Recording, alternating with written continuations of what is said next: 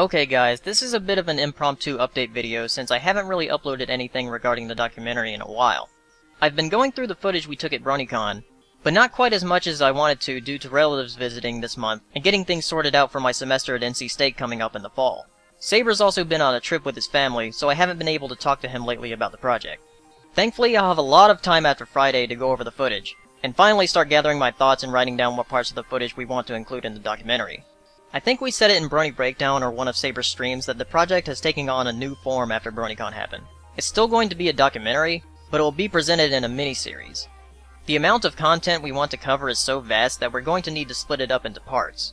Otherwise, we'd have a video that would probably be over 3 hours long.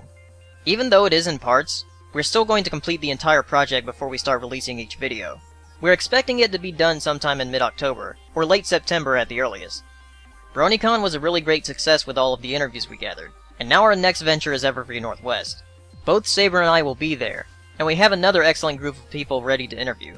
Though we are still looking for notable artists to interview at Everfree since we're a bit lacking in that area at the moment. Anyway, I put together a short 5-minute video of some of the interviews we did at BronyCon. None of this is final and none of the video or audio has been edited. This is just a little something to whet your appetite until we have something a little more concrete to show you. I figure you guys definitely deserve something for being so patient with us. Thank you for all of your support. So enjoy the following clips. It has a distinct and unique visual style,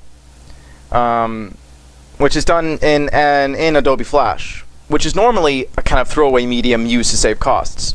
And that may have been the case with the initial production of My Little Pony, but the way it was utilized and the way it was done was it's very well done.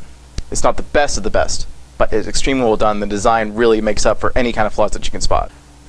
The animation gets me.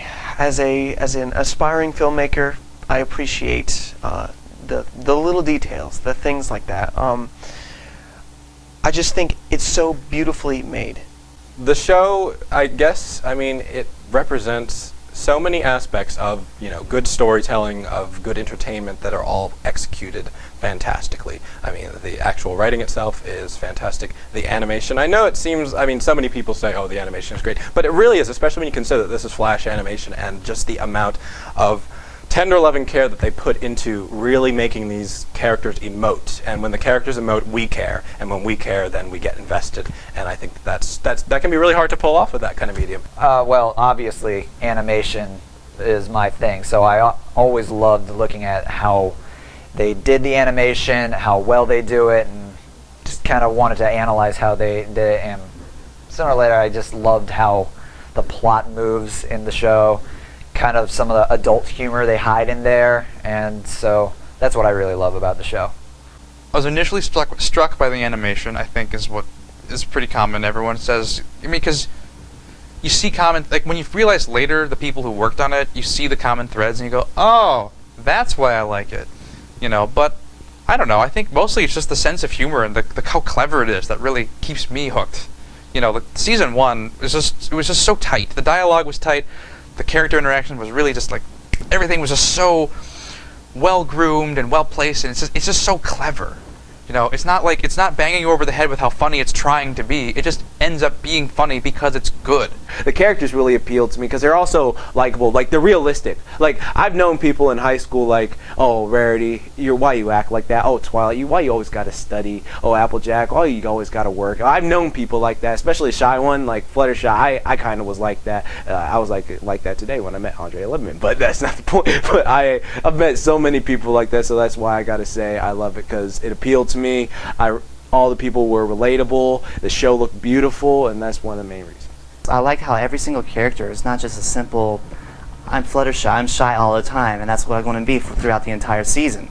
They gave each character a much better build than their personalities, and their personalities reflect people I know in real life. Every single one. That's what also appealed to me, because they're recognizable personalities you can apply to people you know.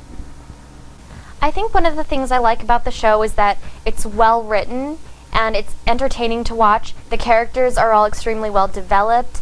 It has good voice acting, so I use it to study their performances for when I do voice acting, and I've learned a lot from watching My Little Pony.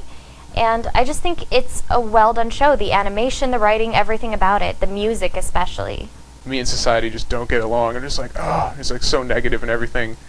Then I got into the show, and it was just like 22 minutes of bliss, and just like felt so good just to like be happy and like not care about anything, and just kind of, it's a good pick-me-up, and just kind of helps balance out like the pressures of normal life. You just kind of, you know, every Saturday you get 22 minutes of just like good feeling, and nothing's gonna mess that up. So that's the thing I really enjoy. I love the characters.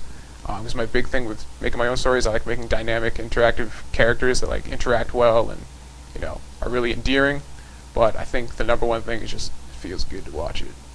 I'm not quite sure. It's like, it's always like something you can watch, and it, like, if you've had a crap day or something, you can watch it and you can be happy again. It like sort of clears your mind. It's really fun to watch. What I remember the most is the smiling. They smile so much in the first episode, and I was just so happy because they were just talking and they have a smile and they finish their sentences with a smile.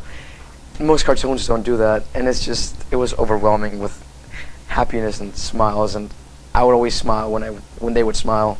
I guess I just love that it's a show about colorful ponies meant for, you know, little girls, and yet everyone in this community is watching it. You know, it has to be something really special in order for it to catch this much attention, you know, and it's,